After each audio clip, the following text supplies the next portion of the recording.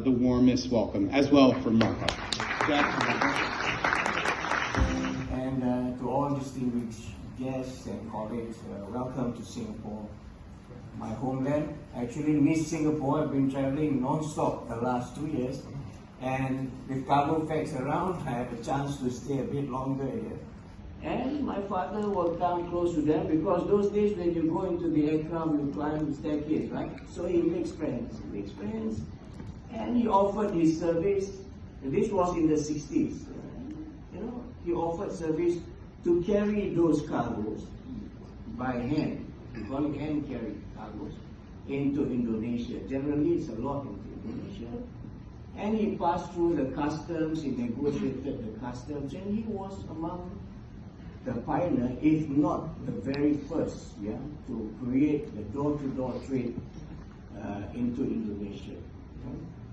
So that was way back in the 60s, and then in 1970, he set up a small office in Bussorah Street. If you all go to that area where Arab Street is, there's a big mosque there, You see Bussorah Street, you see number 68. Number 68, the shop lot is still there. That's where my father started. The first office is called Satya Usaha Private Limited. So he started with, and then, he went into more warehousing business, trucking, logistics, And then my elder brother came in, and I came in much later in 1990. And then we decided that by late 1990s, we decided we are strong on ground where logistics is concerned, Logistics business, we are very, very strongly connected to the market itself. We decided we should be an airline. We did not buy an airline those days. We decided we should be an airline because we got a lot of cargo going on. We got a lot of confidence from the market. And in fact, we got trust from UPS those days. In 1998, UPS gave us a very important job to start, carrying their cargo daily to Indonesia, but we didn't have an airline. So we chartered from people like Burak, from Mandala those days, from Sempati, from Seletar Airport. I was much younger those days, I'm still young. Those days. So, and then, we started getting into serious airline business. And we're talking, my dad and me, he said, hey, we've got UPS, they want to fly to Hong Kong, they want to do Cebu, Clark, Cebu. And why don't we set up an airline in Indonesia? So we started off, Try MG Airlines, which is now called Asia Cargo Airlines. I rebranded it. So from Asia Cargo Airline or Try MG Airlines, and then we grew, we went into Malaysia. And then in 2007, I set up another airline called Neptune Air, Sendirian Berhad. And then we went into another setup called Asia Cargo Network, which we consolidated the airlines. And later on, in partnership with Post Malaysia, I was offered to take over the airline to assist Post Malaysia. They had some problems running their own subsidiary company, which is an airline, Post Ace.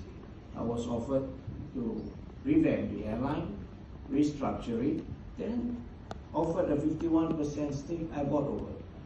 And we renamed it, rebranded it to World Cargo Airlines. And recently, about a year ago, Mina Cargo Airline in Bahrain heard about me expanding and wanting to grow in the Middle East.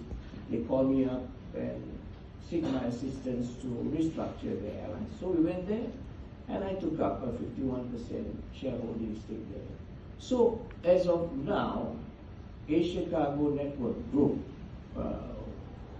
we have 4 airlines, and it's still privately owned. 2 airlines in Indonesia. I missed one more airline, which is Raffles Global Angkasa, RGA, or what we call the Blackstone Airlines. Okay?